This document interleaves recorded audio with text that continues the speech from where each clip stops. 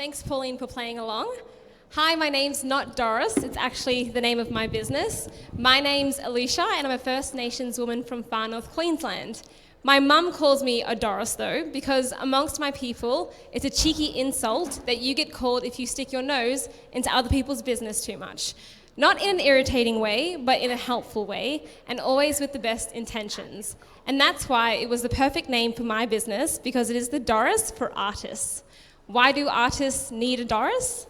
They are struggling. Research shows that a huge portion of artists make applications for financial assistance.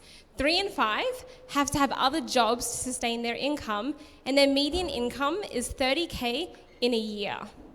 Why should you care?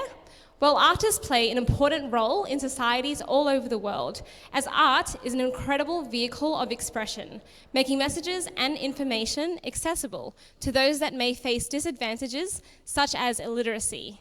In fact, art has been called one of the great equalizers of society.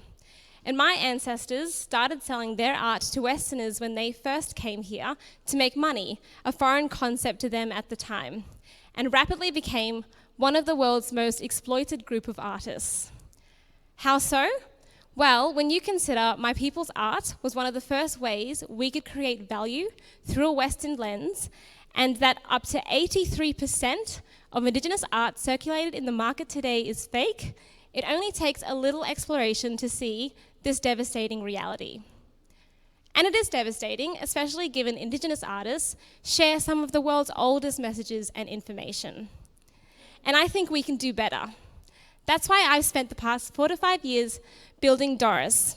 DORIS is an application that helps artists not only monetize their artworks in different ways, besides selling their physical painting, but also allows them to declare ownership over their art. As a practical use case, meet Gina. Gina is an Awakabel and Biripi woman. PTC, a phone company, wants to incorporate Gina's artwork into their phone cases.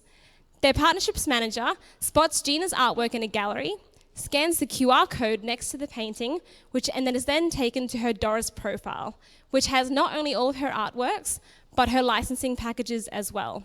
So they select the package that suits them best, pays the advance sum, and settles on the royalty percentage that Gina is comfortable with. And then Gina is able to see all of her designs in over 60 stores around Australia.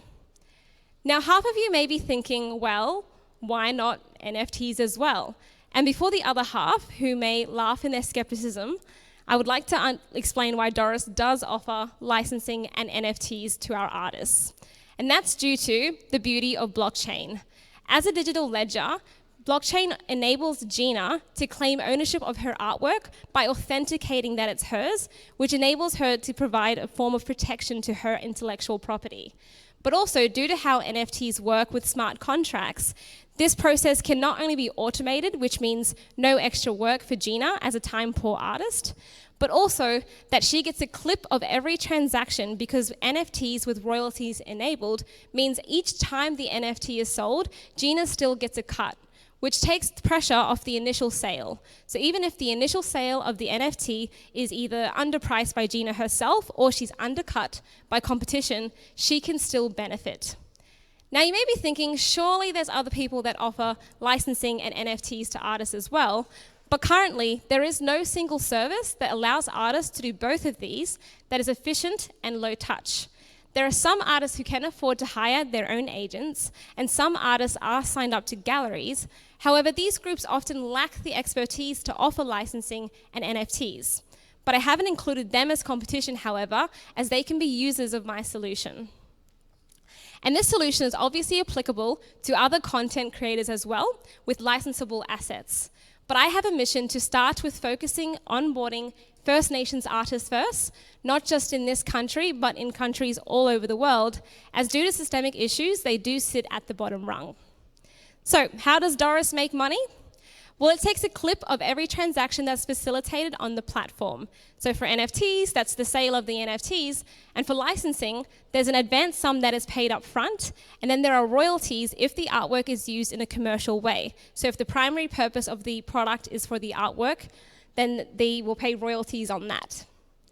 And we're asking tonight for capital to help finish building the app to enable us to launch it and reach our goal of achieving $1 million in revenue over 12 months, which you can project for using the most commonly bought package for businesses, which is 4 artwork downloads for $999. So you'd need 80 businesses per month to get that product, which is actually less than 1% of businesses in Australia alone. So we're asking for $500K to finish the lean product build to enable us to get a timely entry into the NFT industry, especially as it is growing rapidly, but still early enough for us to have substantial market penetration. So if you want to be a Doris, you can find me after this, which shouldn't be too hard. Thank you.